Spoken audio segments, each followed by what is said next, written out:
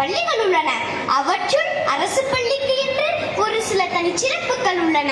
அரசு பள்ளிதானே என ஏளனத்துடன் பார்க்கும் மக்களின் காதுகளில் என் ஒளி ஓங்கி ஒளிக்கட்டும். தானே விதையுண்டு விருட்சமாய் வேரோடி ஆலமரமாய் தலையிட்டு இலக்கண இலக்கிய வளம் செய்த செம்மொழியா என் இனிய தமிழ் மொழி இன்னும் உயிரோடு இருக்கிறதென்றால் அதன் முக்கிய காரணம் என் அரசு பள்ளியும் அதில் தமிழ் வழியில் படிக்கும் என்னை போன்ற மாணவர்களும் தான். ஆம், அரசு பள்ளி இல்லையெனில் தமிழ் மொழி இந்நேரம் தலைமறைந்து போயிருக்கும். நான் அம்மாவின் செல்ல பிள்ளை, நான் அம்மம்மாவின் செல்ல பிள்ளை என கொஞ்சம் பேசும் மழலைகளுள் சமூகத்திற்கே செல்ல பிள்ளைகளாக பிரசவித்த எம் மாற்றுத்திறனாளிகள் படிப்பதற்காகவும் பாதுகாப்பிற்காகவும் அதிகம் தஞ்சம் புகுவது எம் அரசு பள்ளியில் மட்டுமே. இன்ற பொழுதில் பெரிதுவக்கும் தன் மகனை சான்றோன் என கேட்டுத்தான் என்கிறார் நம் ஐயன். என் அரசு பள்ளி குழந்தைகள் பலர் அம்மாக்களை இறப்பாலோ பிரச்சனைகளாலோ இழந்து பாட்டிகளின் அரவணைப்பாலும் பள்ளி சத்துணவாலும் வளர்கின்றனர். தந்தை மகர் காற்றும் நன்றி அவையத்து முந்து இருப்ப செயல். ஆனால் என் அரசு பள்ளியில் படிக்கும் பலரது அப்பாக்கள் மதுபான கடைகளில் முந்தி இருக்கும் ஆன்மாக்களாகவே உள்ளனர்.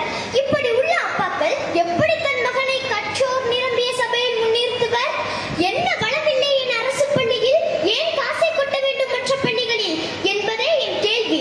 ஆம், போதுமான கட்டட வசதி, நூலக வசதி, கணினி வசதி, கழிப்பறை வசதி, சத்தான காலை மதிய உணவு, அறிவார்ந்த ஆசிரியர்கள் என அரசும் எங்களுக்கு அதிகமாகவே கை கொடுத்து வருகிறது.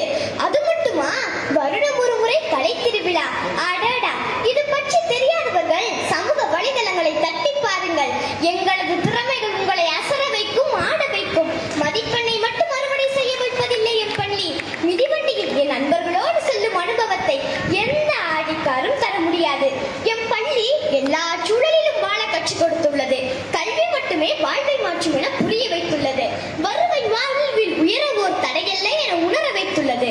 ஆம், என் அரசு பள்ளி வறுமையின் அடையாளம் அல்ல, பெருமையின் அடையாளம். ஆம், என் அரசு பள்ளி வறுமையின் அடையாளம் அல்ல, பெருமையின் அடையாளம். அறிவு பசியை தேடி வரும் குழந்தைகளுக்கு இவை தேடும் சரணாலயம் என் அரசு பள்ளி என்பதை நீங்களும் உணர அன்புடன் வேண்டுகிறேன். நன்றி, வணக்கம். தனி ஒரு ஆளாக அறிவார்ந்த உரையை நிகழ்த்திய மாணவிக்கு எங்களின் மனமார்ந்த வாழ்த்துக்கள், பாராட்டுக்கள். மாண்புமிகு துணை முதலமைச்சர் அவர்கள் சிறப்பு பரிசினை வழங்கி சிறப்பித்துக் கொண்டிருக்கிறார்கள்.